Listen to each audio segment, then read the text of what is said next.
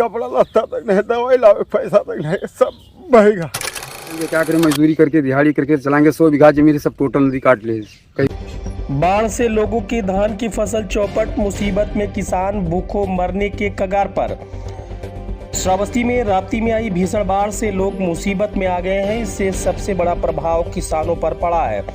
नदी के मुहाने पर बसे गांव के किसानों की खेतों में खड़ी फसल रेत के नीचे दब गई है और उनके सामने अब भोजन की भी समस्या आ गई है। विकासखंड गिलौला के रमनगरा, नारायणपुर और कल्याणपुर सहित कई गांवों में खेत में लगी फसल चौपट होने के साथ साथ फसल में अंकुर निकलने लगे हैं। विकासखंड जमुना के भी कई गांवों में यही हाल है। किसानों ने बताया कि सैकड़ों बीघे की लहलहाती तैयार धान की फसल पल भर में मिट्टी में मिल गई।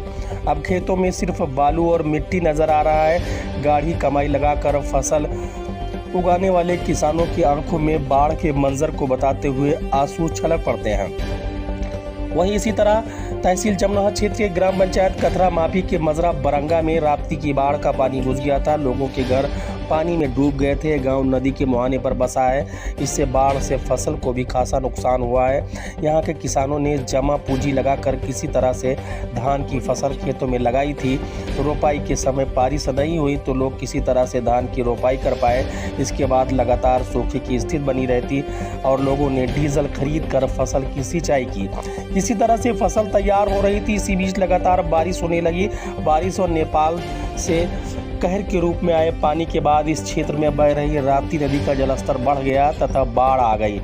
नदी के उफनाते ही गांव में पानी भर गया और पानी के साथ खेतों में रेत जमा हो गई।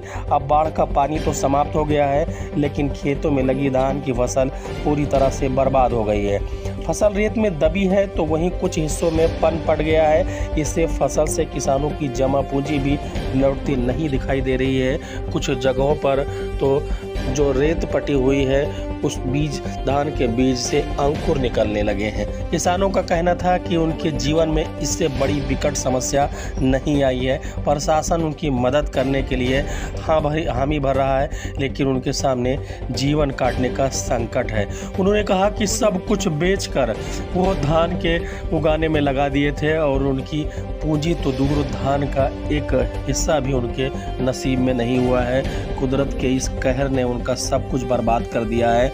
उनके आगे उनके और उनके परिवार व उनको बच्चों का पेट कैसे भरेगा, ये सवाल अभी भविष्य के गर्भ में। हालांकि सरकार बराबर दावा कर रही है कि वो पीड़ितों के साथ हैं और धन की कमी उत्तर प्रदेश सरकार के पास नहीं है। वो हर हालत में पीड़ितों को राहत सामग्री के साथ साथ उनकी फसलों को जो क्षति हुई है उसका आकलन कर उनको राहत पहुँचाएंगे, लेकिन यह किसानों के दर्द के आगे नाकाफी लग रहा है। किसान जब भी गाँव से निकल कर खेतों की तरफ नज़र डालते हैं तो उनके आंख में आंसू भर आते हैं और उनके जो मुंह से आवाज़ निकलती है वो दर्द भरी रहती है। उनका कहना है कि बाढ़ से वो किसी तरह तो अपनी जान बचा लिए।